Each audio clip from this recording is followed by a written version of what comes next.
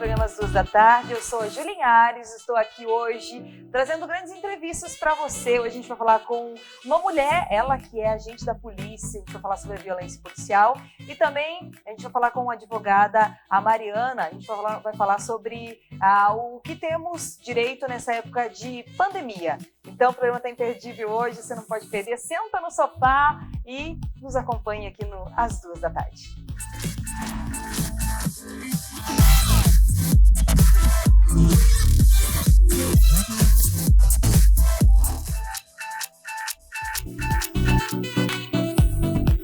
E aí, sejam bem-vindos ao programa Às 2 da tarde. A Laís tá em casa, tá de molho, logo ela volta, tá, gente? É que não pode ficar muita gente próxima, tem que evitar aglomerações. Então, como são duas entrevistadoras, duas apresentadoras e mais o entrevistado, então a gente acabou decidindo dessa forma. A Laís fica um pouco em casa, depois eu fico, e assim até tudo isso passar, né? Lembrando sempre de cuidar, lavar bem as mãozinhas, tomar muito cuidado, evitar aglomerações, para que logo esse coronavírus nos deixe, vá embora e a gente possa voltar à nossa vida normal e abraçar as pessoas. E hoje nós vamos falar sobre violência, gente, a violência policial e a violência contra a polícia. Recentemente a gente teve dois casos aí que repercutiram no mundo, né? Os assassinatos de João Pedro, um adolescente negro de 14 anos que vivia no Rio de Janeiro, e do George Floyd, que é um norte-americano negro também de 46 anos. E muitas vezes a polícia acaba sendo tratada aí como vilã da história, né, gente?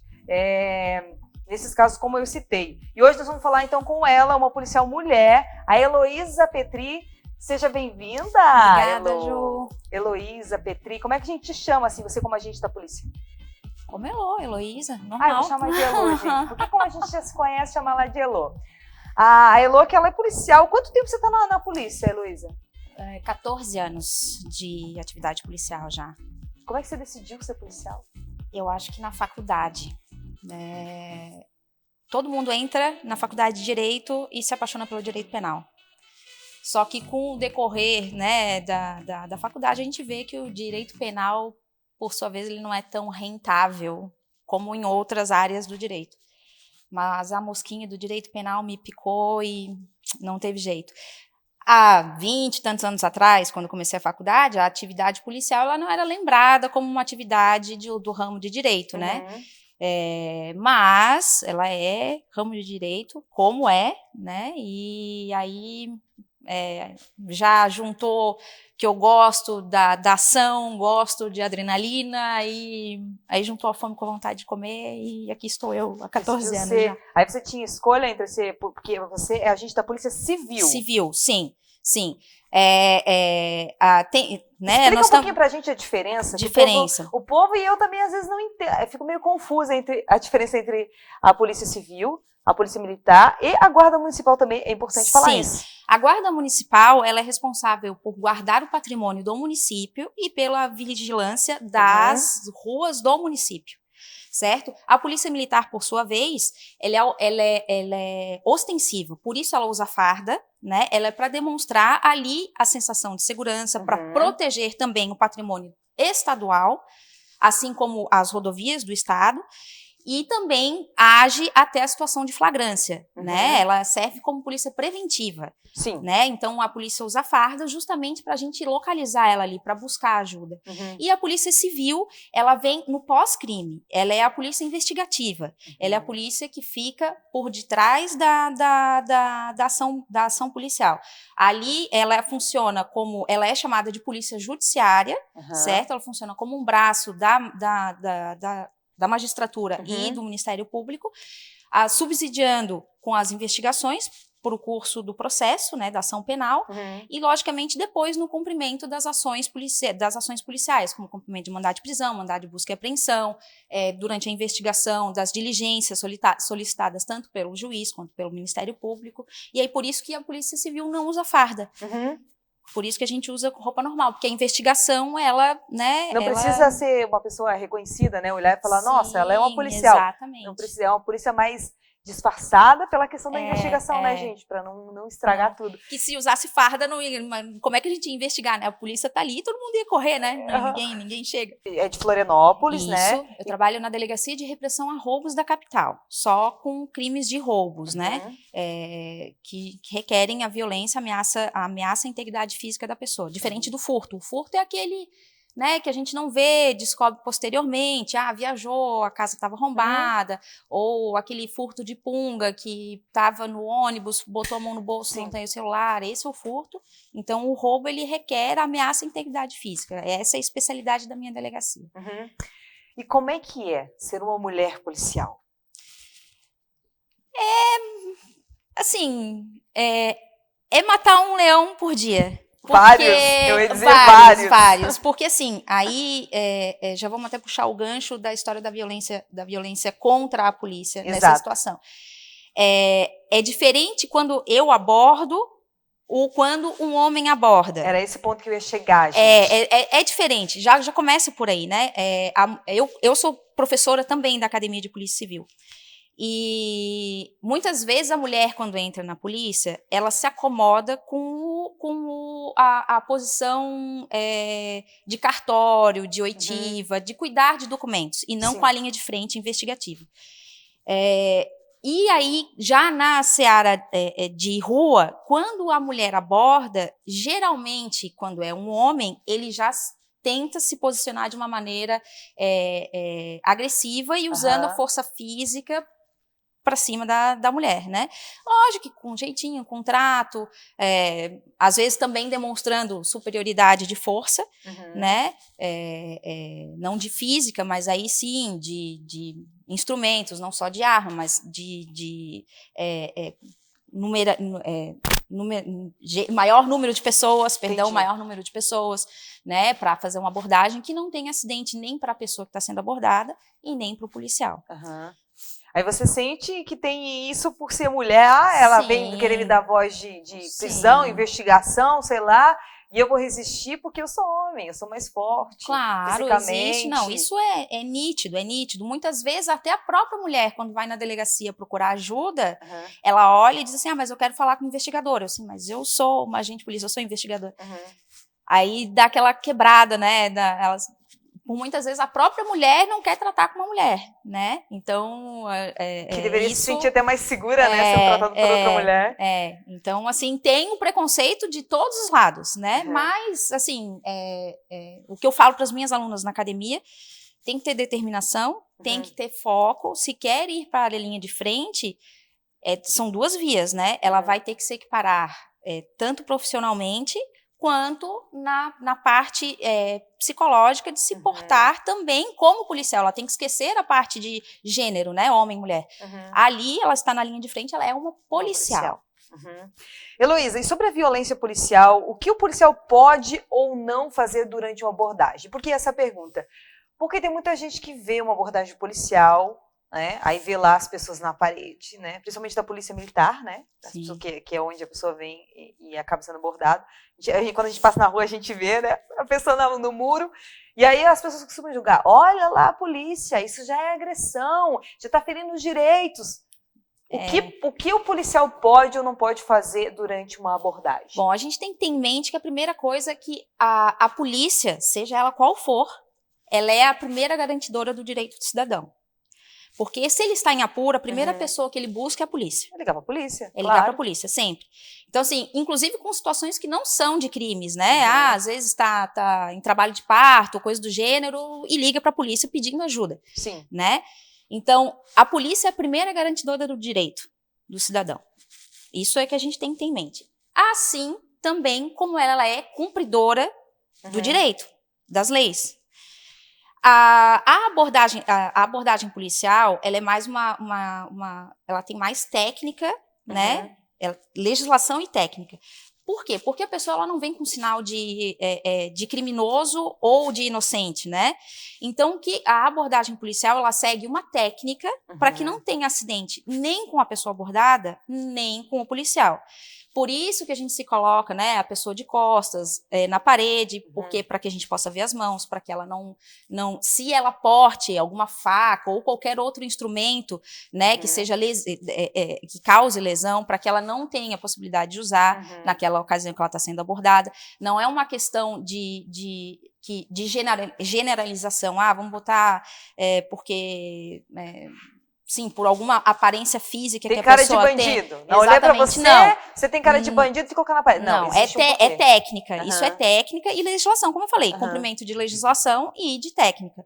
A técnica é usada para que a abordagem seja feita de maneira a preservar tanto quem está sendo abordado quanto o policial. Esse é o objetivo. Né? Lógico que os excessos, e aí esse é o grande problema, como aconteceu lá nos Estados Unidos, e acontece também em todo lugar, né? O excesso, ele deve ser punido. Sim. Né? O excesso, ele tem que ser punido. E como eu falei no começo, como garantidor da lei, a cobrança em cima do excesso policial é muito maior, porque tem-se que o policial é conhecedor da lei, que ele está sendo garantidor, né? Então a cobrança é muito maior. Só que a gente também, não falando em generalização, não podemos generalizar que todo policial, né, já está com aquele ânimo, com a vontade, com o dolo de cometer a violência, né? A situação por muitas vezes sai de controle por alguma coisa específica que aconteceu naquela operação. As maçãs podres, elas têm que ser tiradas do cesto.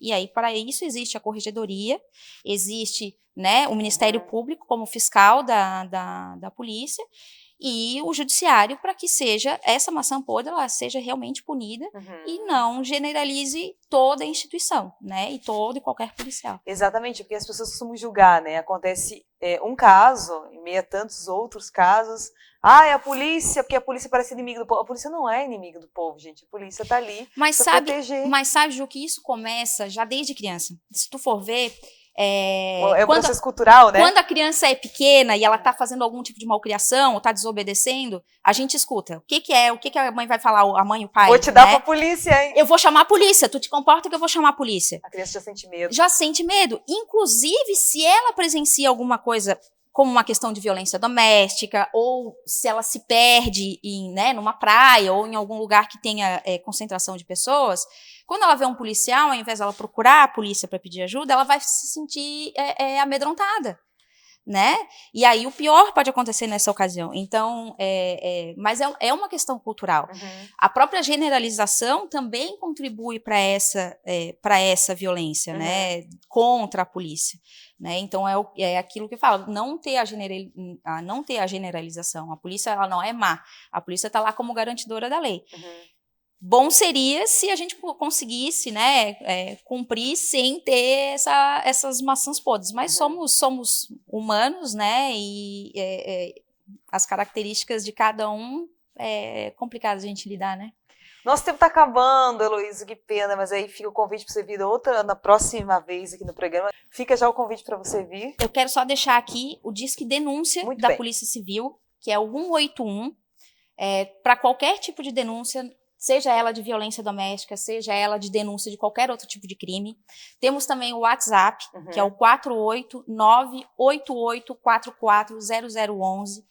Não tem divulgação de nome, quem denunciou, é tudo feito, né, para proteger quem está denunciando. E também temos a delegacia virtual, para quem quiser fazer o boletim de ocorrência.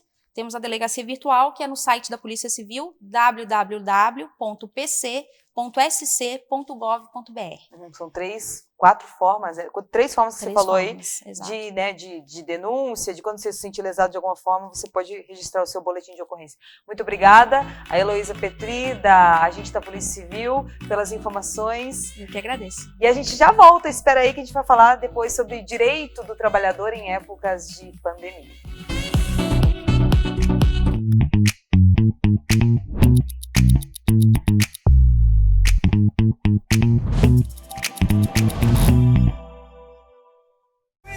Localizado em Campinas, São José, o Andréa Mendonça Estúdio de Beleza realiza vários serviços como estética capilar, sobrancelhas, maquiagem e manicure. Ligue 3372-2364 e agende seu horário.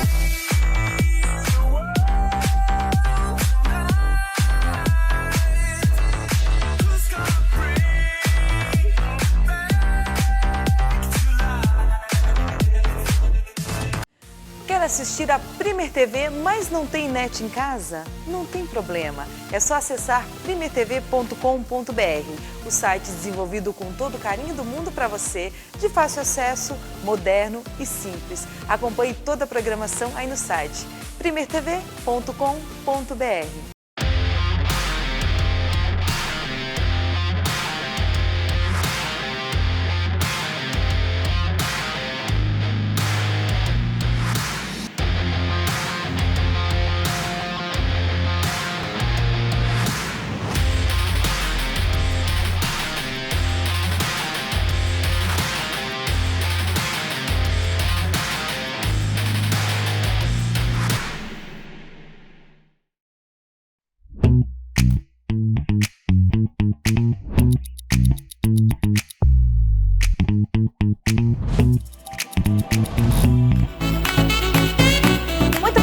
Volta com o programa às 14h. E hoje a gente vai falar sobre direitos trabalhistas em tempos de pandemia, gente. É muito importante a gente saber o que a gente tem direito e o que a gente não tem direito também. Para falar desse assunto, ela que é advogada especialista em direito do trabalho e pós-graduada em direito empresarial, que é a doutora Mariana Bombach. Seja bem-vinda, doutora Mariana. Muito obrigada. Tão novinha, tão responsável.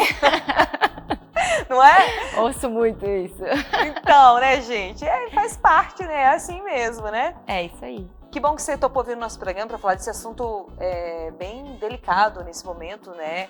De pandemia do coronavírus. Eu quero saber, doutora Mariana, quais foram as alterações que a lei trabalhista sofreu desde o início do coronavírus. Bom, primeiramente, obrigada pelo convite.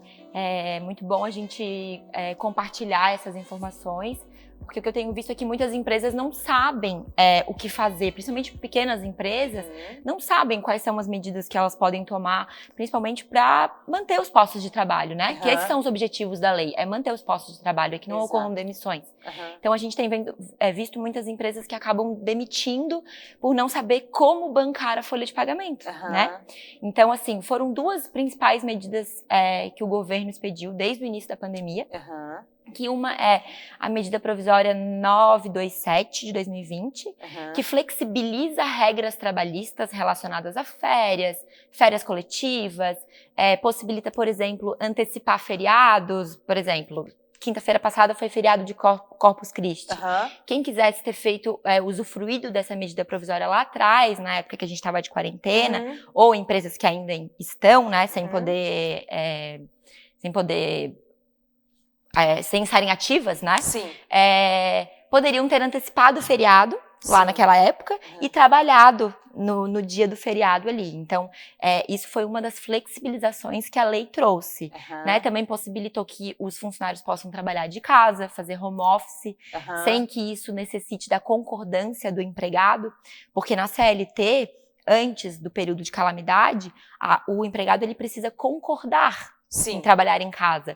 E agora, neste período de calamidade, a medida provisória ela possibilitou que o empregado não concorde, ele não precisa concordar. Porque, claro, as empresas, algumas ainda estão fechadas, então os empregadores eles podem determinar que as pessoas continuem trabalhando em casa, né? Que é melhor, né, gente, ainda do que se você fosse trabalhar e fosse demitido, né? Sim. Que muitas empresas realmente acabaram demitindo aí, porque não sabia o que fazer nesse momento, sabia que tinha essa possibilidade. E você ficando em casa, você acaba gastando menos com transporte público, você não vai gastar fora, que sempre que a gente vai trabalhar, a gente compra uma coisinha ali, um lanchinho, a gente acaba gastando mais, né?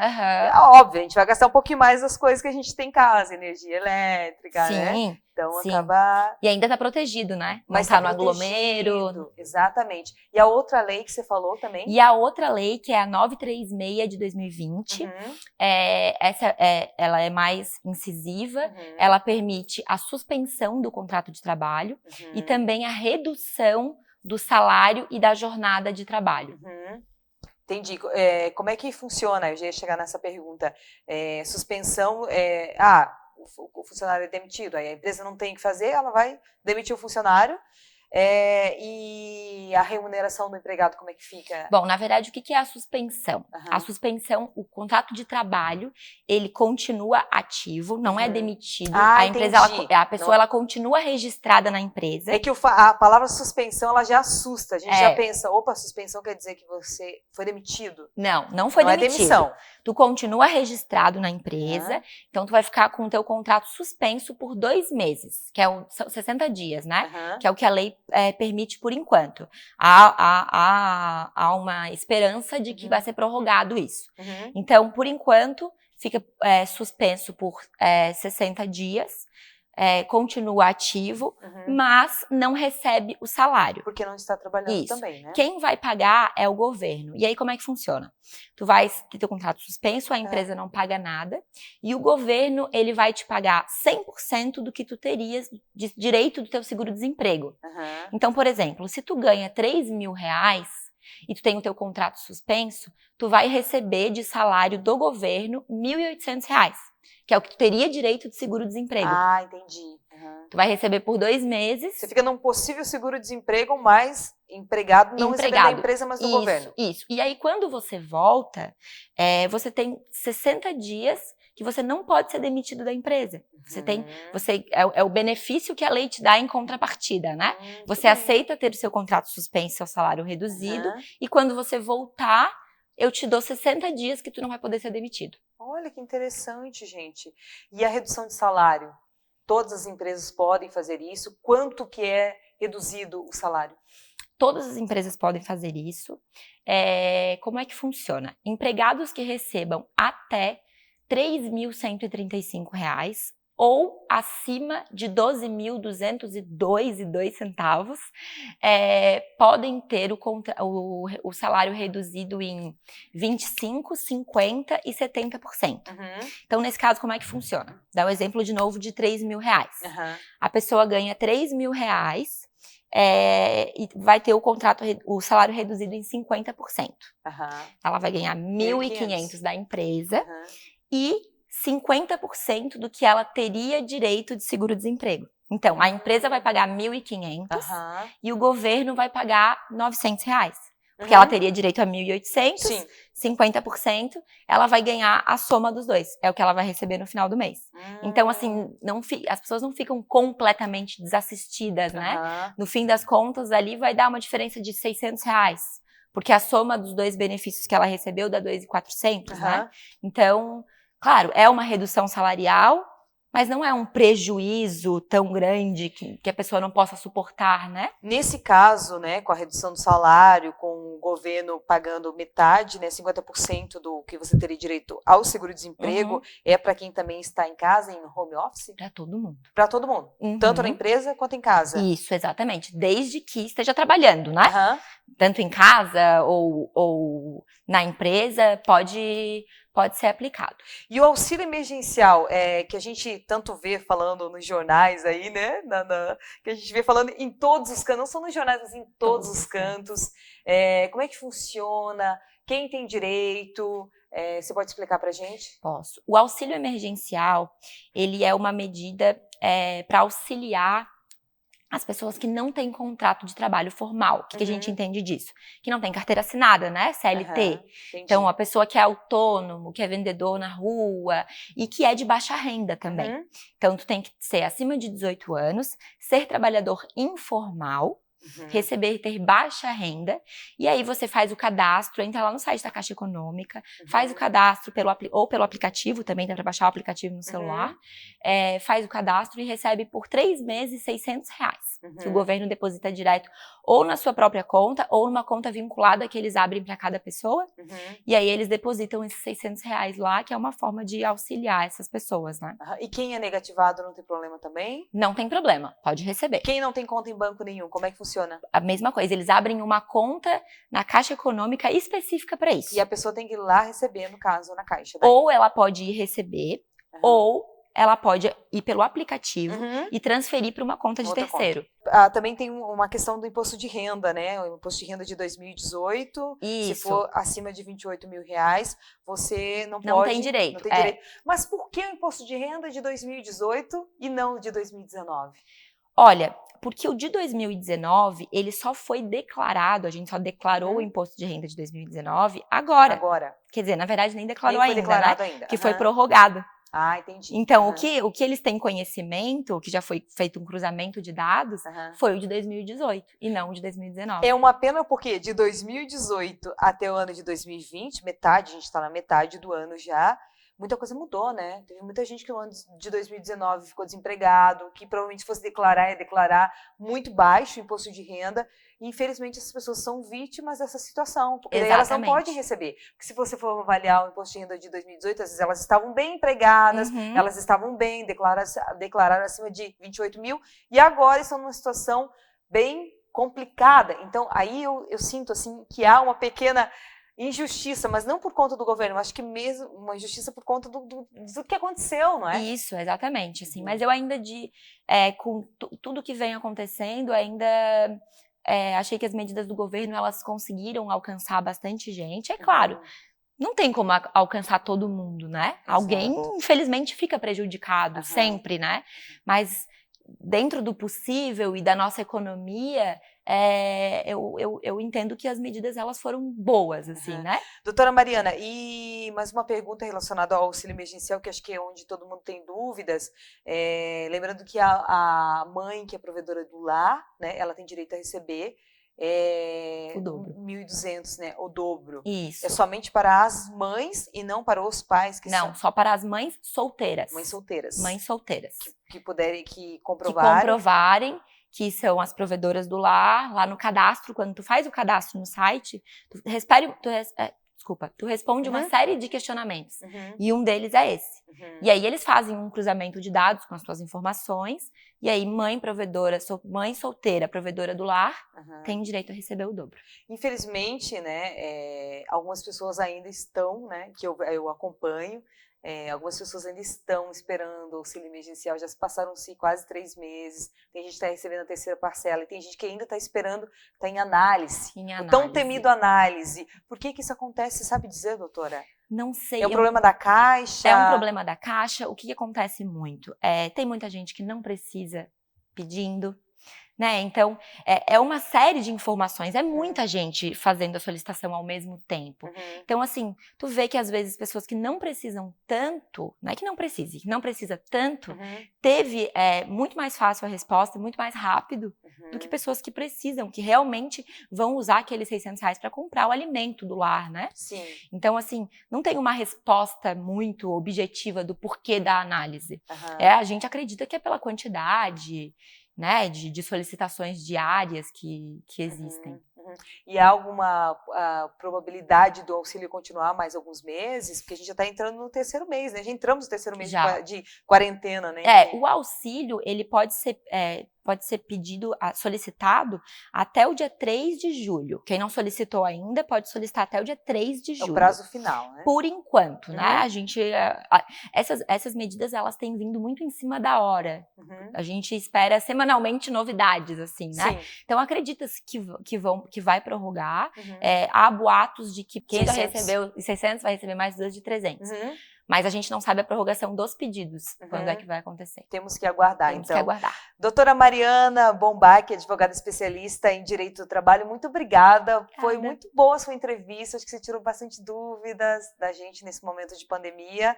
E se a gente quiser saber mais do seu trabalho, te consultar, onde podemos te procurar, doutora Mariana? Pode me procurar pelo Instagram, @marianabombach.